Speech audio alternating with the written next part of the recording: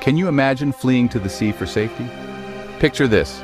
You're in a bustling harbor, the salty breeze in your hair, and the sound of waves crashing against the docks. People around you are hurriedly boarding ships, their faces a mix of fear and determination. Most folks picture pirates and think swashbuckling adventure, the thrill of the chase, the clash of swords, and the promise of hidden treasure. But what if I told you, for a while, being a pirate was safer than being on land? Yes, you heard that right. The open sea, with all its perils, was a refuge for many. That's right, folks. There was a time when the open sea offered more security than solid ground.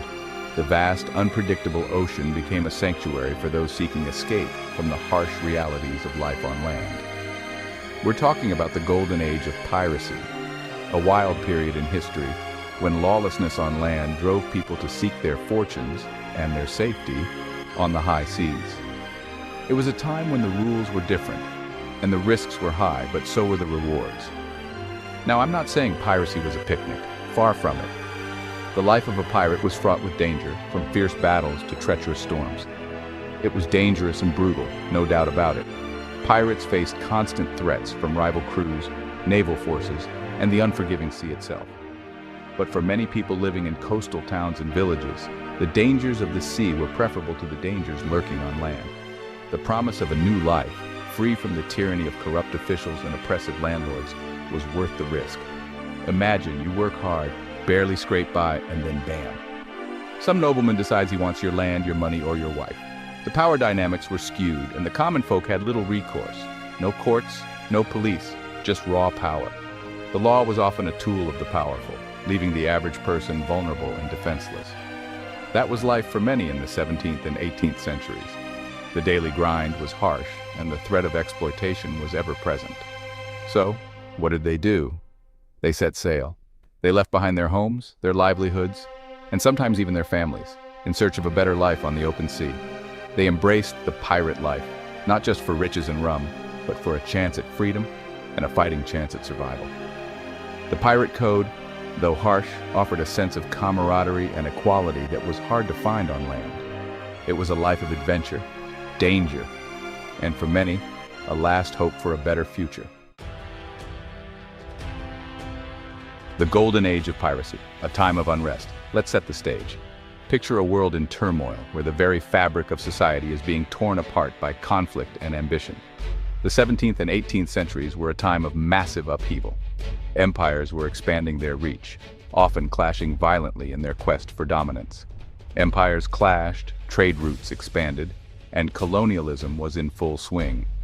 The seas became highways of commerce and conflict, with ships carrying goods, soldiers, and sometimes secrets. This created chaos on land. Towns were burned, families were torn apart, and the very essence of daily life was disrupted. Governments were unstable, wars were common, and poverty was rampant. Political power was often in flux, with leaders rising and falling as quickly as the tides. For the average Joe, life was a constant struggle. People toiled endlessly in fields and factories, barely scraping by. But the seas? The seas were a different story. They represented freedom, a vast expanse where the rules of the land didn't necessarily apply. They were a lawless frontier, ripe with opportunity for anyone brave enough or desperate enough to seize it. The ocean was a place where fortunes could be made and lost in the blink of an eye. This is where our pirate friends come in. They saw the chaos and the opportunity it presented. They weren't just bloodthirsty thieves, though some were, no doubt. They were rebels, outcasts, and ordinary folks looking for a way out. They sought a life where they could escape the oppressive structures of society and carve out their own destiny. They were rebels, outcasts, and ordinary folks looking for a way out. The pirate life offered a sense of camaraderie and adventure that was hard to find on land. The golden age of piracy wasn't about fancy clothes and buried treasure, though those were perks. It was about survival. It was about finding a place where the rules of the land didn't apply. It was about finding a place where the rules of the land didn't apply. For many, it was a chance to start anew, to live by their own code. And for a brief, glorious time, the pirates found that place on the open water. They created their own society, with its own rules and its own sense of justice, far from the reach of kings and governors. The pirate's life, more appealing than you might think? Now, I'm not romanticizing the pirate life. it was hard, dangerous work. The weather was unpredictable, disease was rampant, and naval battles were brutal. But compared to the drudgery and oppression on land, for some, it was a chance worth taking. Life on a pirate ship was about equality. Well, sort of. Pirates elected their captains, shared their loot sometimes, and had a code of conduct. It wasn't perfect, but it was more democratic than anything most had experienced on land. Plus, pirates had something most landlubbers could only dream of: freedom. Freedom to travel, freedom to choose their own destiny, and freedom from the suffocating rules of society. For a while, the pirates were kings of their own domain, answerable only to the sea and each other. Section 4, Yo-ho-ho and a bottle of opportunity. The rise of piracy was directly linked to the booming maritime trade of the time. Merchant ships, laden with gold, silver, and exotic goods, were constantly crisscrossing the oceans. For pirates, these ships were floating treasure chests, ripe for the taking, and take them they did. Pirates would lie in wait along busy shipping lanes, ambushing unsuspecting merchant vessels. They were masters of surprise and speed, using their knowledge of the sea and their superior sailing skills to their advantage. Now, this wasn't just about individual pirates or small-time raids. This was organized crime on a global scale. Pirate havens sprung up in the Caribbean, North Africa, and the Indian Ocean, providing bases for their operations and markets for their plunder. These havens were more than just hideouts. They were thriving communities, attracting merchants, adventurers, and anyone seeking refuge from the law. Before we continue further, hey, it's Olivia here, and I am a big fan of animals, and I do upload videos every day regarding wild animals and nature. So don't waste your time, please do subscribe and click on bell notification so you guys don't miss my everyday enthusiastic animal videos. Thank you. Section 5, Tales from the Open Sea, when pirates ruled the waves. The golden age of piracy was a time of legendary figures and incredible stories. Names like Blackbeard, Calico Jack, and Anne Bonny still send shivers down our spines. These weren't just bloodthirsty villains. They were cunning strategists, ruthless leaders, and in some cases, surprisingly complex individuals. Blackbeard, for example, cultivated a fearsome reputation, using theatrical tactics to intimidate his victims. He'd weave lit fuses into his beard and fire his cannons even when unnecessary, just to create a spectacle of terror. Then there's Anne Bonny, who disguised herself as a man to join a pirate crew, proving that a woman could be just as ruthless and successful in the pirate world. These stories, passed down through generations, capture the spirit of adventure, rebellion, and the allure of the unknown that defined the golden age of piracy. Section 6, The Code. Why pirates weren't always so bad.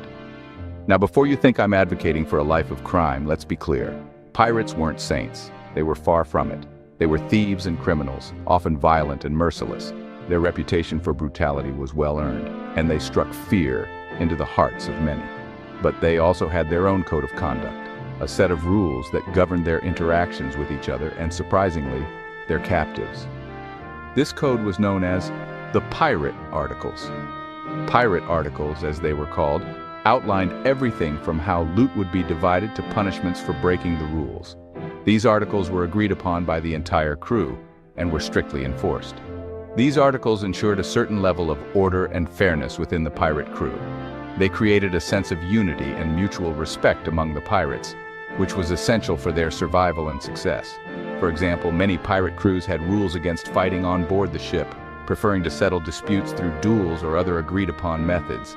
This helped maintain peace and order on the ship, which was crucial during long voyages. Believe it or not, pirates could be surprisingly fair to their captives. They often treated them with a level of respect and offered them choices, which was quite different from the brutal image we often have of pirates. They often offered captured sailors a choice: join the crew or face the consequences. This choice was not just a threat, it was a genuine offer of a new life. While joining a pirate crew meant a life of crime, it also meant freedom, camaraderie, and a share of the plunder. For many sailors, this was a tempting offer, especially if they were unhappy with their current situation. It was a tempting offer for many desperate or disillusioned sailors. The promise of adventure, wealth, and a sense of belonging was hard to resist, and many chose to take the risk and join the pirates. In conclusion, while pirates were undoubtedly criminals, they also had a complex and structured society with its own rules and codes. Their way of life was harsh and dangerous, but it also offered a sense of freedom and equality that was rare in those times. So the next time you think of pirates, remember that there was more to them than just their crimes. They were a unique and fascinating part of history, with their own set of values and principles. Section 7. Hidden Treasures and Sunken Ships. The Allure of Pirate Lore. One of the things that makes pirates so endlessly fascinating is the enduring mystery surrounding them. Stories of buried treasure, lost islands, and sunken ships filled with gold and jewels continue to capture our imaginations. While much of this is the stuff of legend, there's often a grain of truth behind the myths. Pirates did bury their treasure, often on remote islands or along coastlines, hoping to retrieve it later. And many of these treasures remain undiscovered to this day. The thought of stumbling upon a hidden cache of pirate booty is enough to make even the most landlocked among us dream of adventure. And it's this sense of wonder and the possibility of uncovering a piece of history that keeps the legend of the pirates alive.